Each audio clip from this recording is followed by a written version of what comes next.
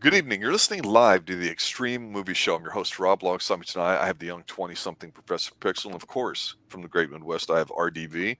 We're three generations talking about movies. And while we're an 80s-based channel here, we like to dive into all things. And guys, I just have to say tonight, we have a B, C-level movie extraordinaire starring the incredible Jack Palance, which we'll get to him and all the delicious goodiness in this film Yes. called Hawk the Slayer from, I believe, 1980. And it's a British film, which means something, which we'll talk about as well.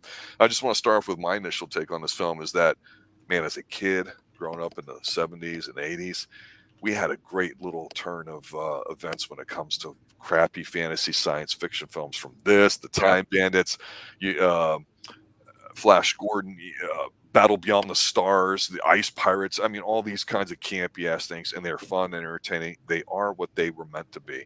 That's what this movie is here. And people forget that Jack Palance is a rather accomplished writer who had a great second career going into the 80s as the Heavy. And as a kid, he terrified the shit out of me and still does. And so he was somebody that if you didn't know who he was from, say, Shane or other Westerns where he played the bad guy, and stuff like this, he still brought the goods. And you can call it overacting as a bad guy, but I will always say this: it comes down to the characters, because if you don't care about the characters, you don't care what the hell's going on. And yes, this is a very bad, probably not basic level campaign, but advanced D&D second edition type movie. And I don't care. It's really cheesy. It's really bad. It was made on a budget of about 50 pounds sterling, let's say, since it's British. And it's completely watchable if you're in one of those kind of moods, I would say, there too. Now, RDB, this is something that caught your attention there too, and it's the exact kind of movie we would cover here on the Extreme Movie Show. What's your brief initial take on this film? This movie actually was introduced to me by Ashland Comics. It was a big thing because we were going over comic books a couple of weeks ago, and because they came out with a sequel to this movie in comic book form. So, it's a limited copy. Our copies, there's only 1 through 5 to come out. So the variants, I mean, not the variants, but the graphic novel is going to come out in March. But I haven't read it yet. But it was extremely hard for me to find. I lucked out to get the issue 1, but the other ones, they were limited. But no, this movie. So I looked it up on Tubi. I was like, you know what the hell? I'll look up in there, and I looked it up, and then I was like, I saw like. Not only they have this movie, but they also had the Riff Tracks version, which I ended up watching both because I thoroughly enjoyed watching it, the normal version, and then I went and watched it again with the Riff Tracks, and it was just fun because the simple little jokes that I was thinking in my head, they were making too. And this, like I said, this is a movie I normally wouldn't check out, but once I saw Jack Palance is in there as a bad guy, oh yes, I was just like, dude, I'm sold. Overacting, basically, Jack Palance is an angry, evil bad guy. There's comedy, sci-fi, and just, I mean, this is awesome. And I'm surrounded by both Pixan and Rob Palance. Professor Pixel, you're the young 20-something here. You probably don't even know who Jack Palance is, and we'll pretend like that's okay. But for you, I'm assuming this is the first take that you saw. What was your initial take? Yeah, no, I didn't expect this. So when this movie was brought up, I was unsure of just how bad it would be. But there are bad movies, yes, but there are also movies that are so bad that it's good, and that's the case here.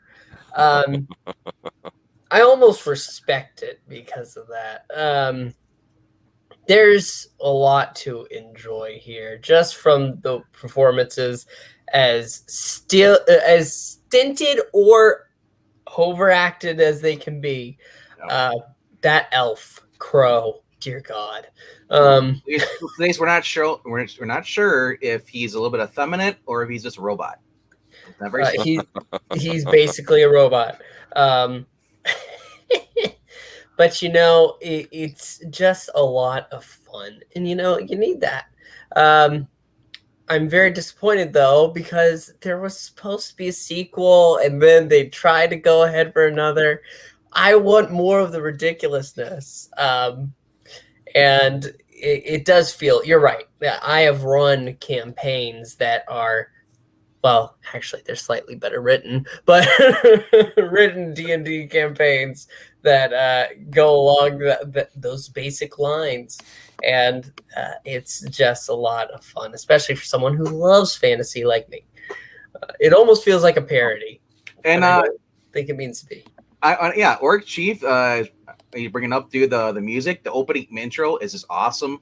Yep. All the way through the end. I mean, it's obviously it's orchestra. It's not like anybody singing or like that, but it's just entertaining. It gets you in the mood. And also the special effects, man. Who cares about Star Wars? I got hula hoops floating around, teleporting people. I got bouncy balls that are like going out and knocking people out. It's the rapid fire arrows shooting out. It was like machine gun fire, but it was arrows. I was like, oh my gosh! And how Crow shot his bow. Yes, it is just insane. And and then the slow motion horses. It's like watching Baywatch if you like horses. We make a lot of talks about how things are good and bad and how things get elevated. And Pixel, I know you're covering on your other channel, The Lord of the Rings, and obviously I don't have a very positive review of it. And one of my issues is the way they do some of the characters. And in this movie here, while it's certainly not a deep movie, you still need somebody like a Jack Palance who can really toe that line effectively of going, I'm really scared. This guy scares the shit out of me with his breathing and his talking. He's not in your face, but he's tall, he's menacing, he doesn't blink. And I'm gonna go on a tangent here for our musical type people, because we have a lot of artisans that listen to the Xtreme Movie Show, and I just want to say that Xtreme Movie Show, we're not so dialed in to the 1980s movies thing that we can't branch out. And it's this is extremely important, and it's lost on people if you're not paying attention to the details that are in Honk the Slayer. And that's this: Jack Palance, when he comes in, he wants to brand some people and torture them at some point, and he wants his pieces of gold and all this crap. And meanwhile, you're wetting your pants or whatever. And I kept staring at his helmet going, God, it's messing. He's just got the one eye staring at it. And of course, it's a thing that comes up later. And then there's other scenes where I'm seeing this helmet on, and it looks like it's about to fall off his head. And I'm like, okay, I know it's probably a bad effect or a bad shot, but what's bugging me about this? And I have to say this. In the 80s, when Jack Palance kind of had a second run in his career and later in his life, a lion in winter, if you will, there was this big thing in the 80s called the Phantom of the Opera that had Michael Crawford in it, who's not a baritone. And it was a really big deal because some would say the greatest music of all time might be, aside from my personal favorite of Gene Kelly and American in Paris, they might say it's Singing in the Rain, or if you're like me and love Olivia Newton-John, you might say it's Grease. Some people, of course, would start going to midnight movies in the 70s and 80s, and you would say, oh no, we really like Rocky Horror. But then there's something called Phantom of the Opera, and the big thing about it was it's not an opera, it's a musical, but the mask, the classic one, I believe, covers both eyes and leaves the mouth and nose open, whereas here, and the current version that hasn't been rebooted, it's only one side of it. So that just bugs me because I'm watching this whole thing with Jack Palance going, why am I hearing Michael Crawford in my head? Thank you, 1980s, because Jack Palance was everywhere as a bad guy in the 80s, and it all fits somehow, some way. So I just wanted to get that out there because that was one of the biggest takeaways I wanted to share with everybody tonight about this movie. Let me pass it on to one of you guys for an observation. The main guy, John Terry, plays Hawk. Went on to do Full Metal Jacket, then he was Felix Leiter in The Living Daylights. And then after that, his next big role was in Iron Will. I think he played the dad. And then after that, he was in 24 TV series. So the guy is still around. I mean, look at his IMDb right now. I mean, the last thing he did was The Fortune Theory, which was 2013. He was on Charles Angels. He was on Lost. So I think he's retired from acting. I'm not sure what's going on with him, but no, just overall, the gags in this, you got the little guy that he ate the live fish, just bit the head off. It's just you got the orc, or I guess the ogre, the hunchback, who's basically selling the slaves, and you got basically, I call him John Little because that's what the guy in their team, he's carries the mace or whatever, he's yeah.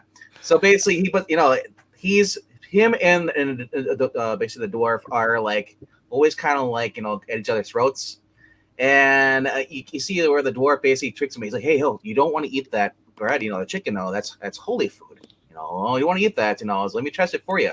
I'm not Jordan sure. has a funny taste. Yeah, he keeps eating it. But I kept when I showed those like cold chickens, I'm thinking like, man, I want to go to the store and get one of those right now. Such witty banner. It doesn't take itself too seriously, and I think that's the No. whole thing about it is when you have a low budget film, and I'm thinking of a werewolf movie. I think it is with Richard Lynch, who's got a pox face and was a heavy in the '80s too. I just cannot remember. It was also a Riff Tracks type special movie, and I go, you still needed people that had legitimate credentials to, play the part of the heavy. So I'm sure Jack bounced up this and went, "This is really beneath me. However, the paycheck will suffice," like that. And then you have them, and it brings instant legitimate, ability to it. Because if you don't, then it becomes almost really a bad character for yourself. And that's the whole thing, too. It's so hard where I'm going, is anybody cracking up while he's talking or like that? Because if you're like 10 years old watching this stuff, you think it's great shit, right? I mean, one of my favorites from this time period is Conan, which I think they take very seriously. This one, of course, being a B-level movie, it's hey, we know we're not Lord of the Rings. We know we're not this. We are what we are. We're going to have, a decent time with it. And again, because it's British, it's going to be presented a little bit differently than the US. And I typed in chat there, fog machines, because that's one of the great things in 80s films, too. If they've got a synth score, if they've got fog machines in it, it doesn't matter if it's Fright Night. Like we say, to me, it comes closest to being of anything a horror comedy, even though I don't believe in such a thing, because if it's funny, it's not horrific. But there's a scene that we talk about, RDV, you and I, when we reviewed all the Fright Night films, and the first one where he's walking down the alleyway and we see the lights and the fog coming out of the sewers, and we get the synth bit going and all that, and he goes to turn them and all that. Boom, that stuff happens. And so there's this great big deal about atmosphere. And you know what they do here smartly in this film? They shoot a lot of it outside with all the stuff there, so it makes you feel like this is probably on the set of like where they filmed the Hammer horror films, or God knows where they filmed it. Maybe they filmed it in the States. I don't know, but adding fog machines, great touch. Wait, y'all did all the other Fright Nights? Yes. Yeah. You sons of bitches! Well, to be fair, you weren't with the channel at the time, and if you were, I did the first one. You were too busy. So Jeez. The point being is that, we do cover a lot, but yeah, one of the things, like we said in 80s movies, you would see this a lot. And we've talked about some of the TV shows here. We just finished covering the last episode of The Prisoner before this offline. We talked about some of the themes that go on, and it's British. So there's a different lens you look at those kinds of films. And if you're looking at, like, say, H.P. Lovecraft, for example, as we're getting closer to the Halloween season, it really does make a difference if it's an American produced film and it's got, say, Nick Cage in it, or if it's a Spanish film and it's based off like the Dunwich Horror or something, or if it's John Carpenter doing it in one of his films. So there's a lot of interesting things that we can joke about with Hawk the Slayer, but it is a product of its time, and that's not a bad thing, even if it's a campy type film. I want to touch upon what Finkman was saying before. The music in this, I was unsure of how to take it at first, but it's genuinely enjoyable. I think the soundtrack just has a lot of life to it. It has that perfect mixture of fantasy, but almost that late 70s kind of pumped up action music. It's beautiful. I love it. Like, genuinely, I'm almost tempted to go ahead and put on the soundtrack. It's so good. Yeah, and the synthesizer being relatively new in terms of music from the early 70s going up in here, you had bands like Tangerine Dream, Brian Eno, or however we pronounce his damn name. He produced some of the biggest albums of all time. There was a lot of experimenting going on back then with music, and back then it was different because it was really mostly analog, where if you were going to track something, like if you had your drum track or your click track or whatever, then you'd have to play over it. Totally different production values these days. And so the synthesizer just made this whole new area of sounds going in there, and it's crazy. You take a group like Emerson, Lake and Palmer, and with Lucky Man or whatever they have and other things too, you're like, holy crap. And people were just having a fun time experimenting with it, and this definitely carried into the 80s. So if you added that, the electronic drum tracks and all that, that's why a lot of people really like 80s music, partly because of all that, that innovation that happened and people exploring it. What's great about this is that I'm going through his IMDb again for Jack Palance. I've watched Gore, but like 20 years ago. Now I forgot that Jack Palance is in both Gore movies. GOR. Pixel, you like those? Hot, okay. Hot babe with a sword. Oh, yeah.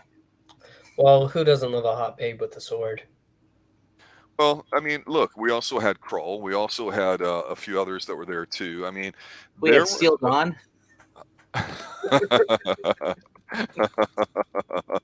Well, no, it's hard to say that now here in 2022 that where did all the fantasy films go and why did they die out? Because in the They 80s, died off Lord of the Rings. well, I mean, Literally. that's more an exception to the rule. And I know with that was the last current, big thing. No, but well, yeah, but I mean, it's Peter Jackson's version, and no matter what people think about it, it really is up there for a lot of people. And of course, Amazon's whatever you may think of the it. 90s had a lot of barbarian stuff on TV shows. Beastmaster, some of the other ones they had on there, which you can also find on Tubi as well. But Sheena also, I believe we covered that here on the Xtreme Movie Show. There's so many. Yeah, like I said, I think Peter Jackson's Lord of the Rings was the last thing I did with anything with fantasy. Yeah, but that wasn't a killer. I think it's like Rob says, it's exception. It's an exception to a dying genre. Well, as I'm saying, it was. If anything, I thought it renewed people's interest in fantasy.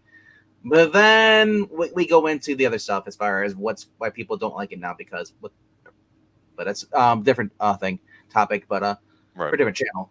But I mean, after Lord of the Rings, I can't think of anybody who's excited to watch anything fantasy, really. You know, because they're like, Lord of the Rings was it. They're like, oh, it's not Lord of the Rings. I don't care about it. You know, I going back and watching the stuff from the 80s, even some of the adventures, some of the 70s, man.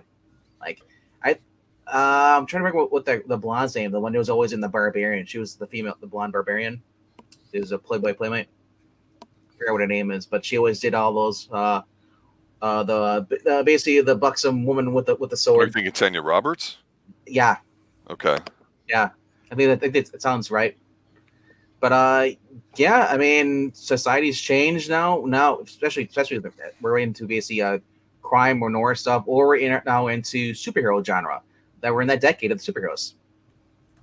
Fantasy is kind of gonna get pushed back as far as medieval stuff. I mean, Barbarian.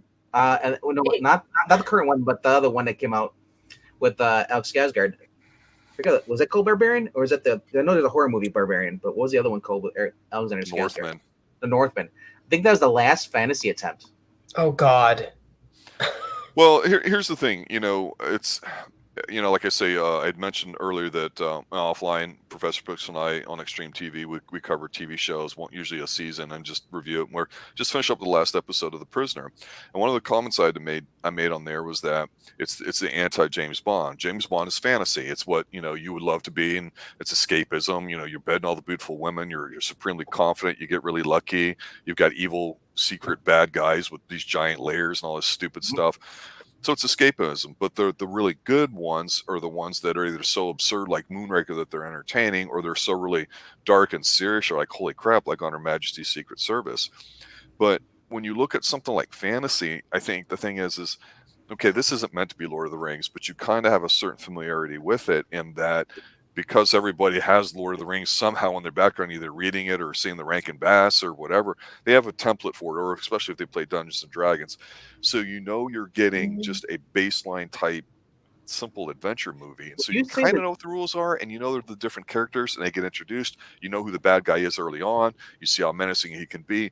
So it's simple storytelling, and it works. But again, there's no preachy messages in it. It doesn't try to be anything more than what it is. It's easy to follow. It's very digestible. You know what I mean? Would you say this is more nerdy as far as closer to D&D than Lord of the Rings is? Because I'm not trying to bash Lord of the Rings. I'm just saying Lord of the Rings is the template for D&D. I would argue. I would. Here's where I'll disagree. I mean, I'll agree with you that it's a template because he created everything and all the races and stuff. But here's the thing. Tolkien was a Christian guy. Don't recall if he's Catholic. And so, while not being a Lord of the Rings discussion here, there's a certain very strong moral element to the Lord of the Rings that whether people agree with it or not or what, I think you can't argue the fact that it's prevalent, and whether or not that exists in the second one and all that too is where the hardcore Tolkien fans that are, really appreciate the fact he went hardcore and serious about it, that's fine. But when you get into fantasy like Michael Moorcock, who's pretty much like an anarchist, probably thought stuff like here from a Christian is really, boring and simple. And it's just a different viewpoint. I mean, so you could argue that something like this just being a British B, C level kind of film, who gives a rat's ass? We're all familiar with it. We want to see stuff that's not current age. We want to see stuff that's historical, whether it's a gripping historical drama or a biography of somebody.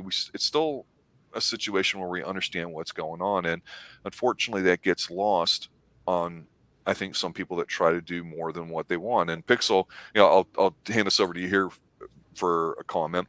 We had talked offline about Westworld, for example, a reboot of a show that's got great production value to it. But I go, I just can't find myself caring about robots. I don't. I think it's stupid. I think it's dumb. And, the show's a slog for me because, again, who do I care about? What the ideas are meaningless if I don't care about a robot or a human in it, generally speaking. And so they try to be more than what they are. And then in this movie, you don't get that. Yeah, you get some dopey ass scenes and some characters, but for the most part it's pretty true to what it's trying to be. So I don't know. I mean, yeah, Lord of the Rings is probably the template for everybody. They get to pull that card, but Jack Palance, bad guy, bad effects. I'm in. I'm sold. Take my money. I mean, it's just really that simple. It really, really is. It's intriguing. Okay, I'm not denying the enjoyability of this movie. It's absolutely enjoyable. But I mean, with the question was, do you think it's closer to D&D? And actually, think more. Yeah, where I feel like Lord of the Rings is more corporate. That is the worst take. Well, it's not here's really what happened is that you had people that were into wargaming a lot with miniatures and battles and stuff, and so some people created something, I think it was called chainmail back in the late 60s, early 70s, I think from inspired from British war general types, people that were war historians. And so some people said, well, hey, what's a way we can make something out of it? And there were some roll dying type situations that were out there, and so these eventually kind of morphed into what D&D would be. But again, I have no problem with anybody arguing that it all comes from Tolkien's base, because he captured the world as he saw it at that time, having seen what happened, I think it was in World War I and everything else there too. So without getting political about it, there's definitely some obvious things in there that I don't think the current Amazon show even tries to touch, and this movie of course won't. So is it a derivative? Absolutely. Is it from Lord of the Rings? Yeah, I mean, you can argue almost everything is, really, right? The dwarf here says the name Gimli. There's no doubt. Can you imagine if this movie was made on the Lord of the Rings budget, and we swapped it and made Lord of the Rings Peter Jackson on this budget? Well, will people still like Lord of the Rings Peter Jackson's? I don't. Because I go for story. If it were made on a big budget, it would be Samurai Cop. Which has a better story. If you go for story, there is an undeniable level to Lord of the Rings. There is a far better story. This is closer to D&D in the aspect that you could absolutely see a group of teenagers, dorky teenagers, getting together and making some quick first level of a campaign with this. This has that feeling, but Lord of the Rings has a genuine, deep story to it. It has rich characters. The characterization in this film is enjoyable, but it's not good. I would say both this and Lord of the Rings suffer one form problem. Well, actually, no. This has less walking. My bad. Oh, God. No, this movie, the witch teleported them all into the cave, and then she teleported them all to Jack Palance's camp. So on that note, I gotta give this movie, a better rating, because they got straight to the point, man. They didn't do it let's go to this cave. I mean, how long does he got to travel to a volcano, man? Only a volcano can destroy it. Can't he just throw it into a lava from his magical staff, Gandalf? You're a wizard, bro. Every day we strive further from the light of God. Honestly, yeah, with every Lord of the Rings talk, man, bro, it's like I said, it's entertaining for people who just like that kind of fandom stuff. I'll say that. Fantasy. But I mean, it is fantasy to like it, right? You have to be kind of the fantasy. Well, here's the thing. This Again, is counts. it is. It's low budget, and here's my favorite scene. Then I want to see what you guys are fawned over in this movie, because yes, it's bad. Yes, it sucks. Yes, you can say the production value is non-existent, and I don't care, because when he comes on, Jack Palance at the beginning, he's talking with the nun and being threatening and all that, I'm bought and sold. So of course, he can't just be intimidating. He has to deliver the goods, right? So when they have the big final fight at the end, right? You know, as we always like to say, RDV boss levels, right? He gets there and he yells out, and he's got that big sword. He looks like he's about 80 years old, can barely hold it, even though he's a big strapping dude. He takes the thing and he throws it at the guy, but they cut to the other guy, and it's that old thing where it's already stuck in his chest, and you can almost just see his hand grab it, like, as he falls down. It is so horrible and cheesy, and I'm like, I'm entertained. I'm enjoying this film. I'm going, I know what it is. I like it a lot. Man. Yeah, the props in here. There's hardly any green screen. And there's no homoeroticism between the group, you know? Lord of the Rings. I'm just saying, Sam liked them a little bit too much. You are going to be my villain origin story. Look, let me cover my eye, and then I'll kill you, because I'll be Jack Palance. and he gets he doesn't get beheaded, which kind of sucks, but we do see what happened to his face there at the end. But they go ahead and set it up so that way he lives. There's a lot of fun to be had in this movie. So I'm hoping in the book that they give you like a prequel as far as, you know, why Jack Palance, you know, why he was so angry and all this stuff, the war and stuff, and because they're explaining how Hawk became excellent with the sword, you know, and stuff. You know, all we know is that he's putting the band back together like Blues Brothers. Yeah. See? And there's no, you find out really quick, like I say, within 5 minutes, what the setup is and what's going on. That's how I think a lot of things should start. And it draws you in as a viewer. You understand what the level is going to be. It's not where everything looks great, and then when you get special effects, they suck, and so it throws you off. It's pretty consistent that way. And I'll close with this and then go around and get your guys' final thoughts.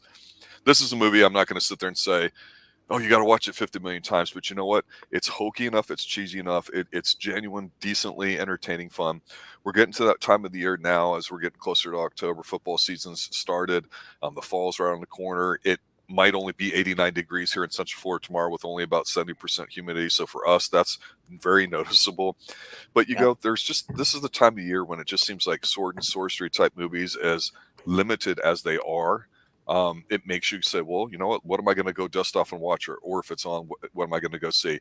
Thank God British put on a lot of films like that and their own versions of ghost stories and everything else there too, because I still found it entertaining.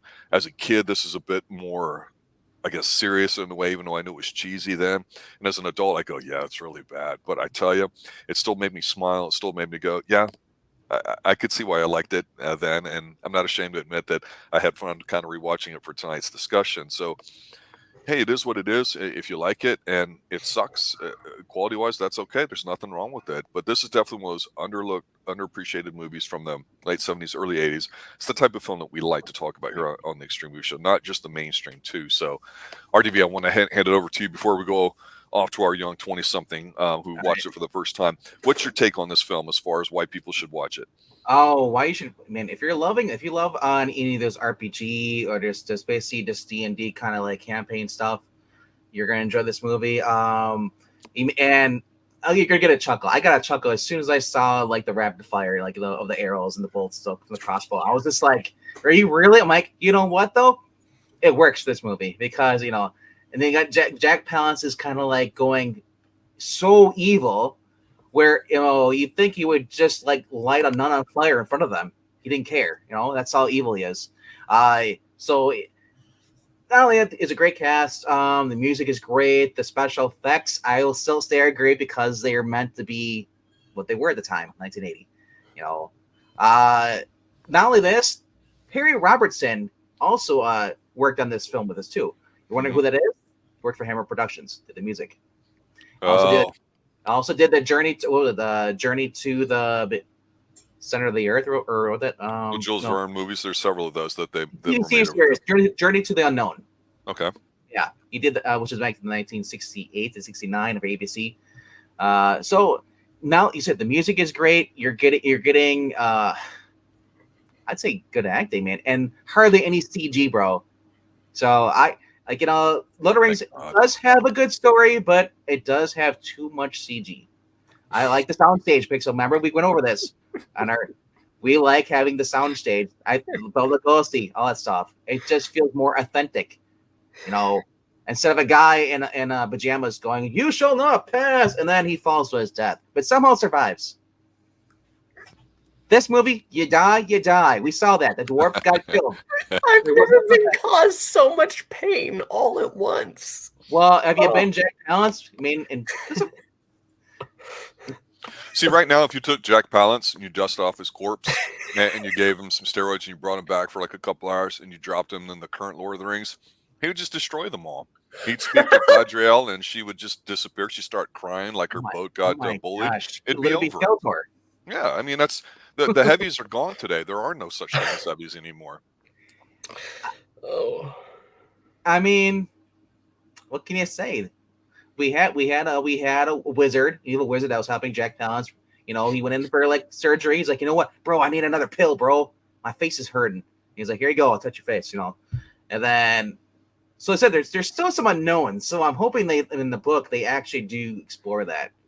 And but I do wish this movie would get more recognition.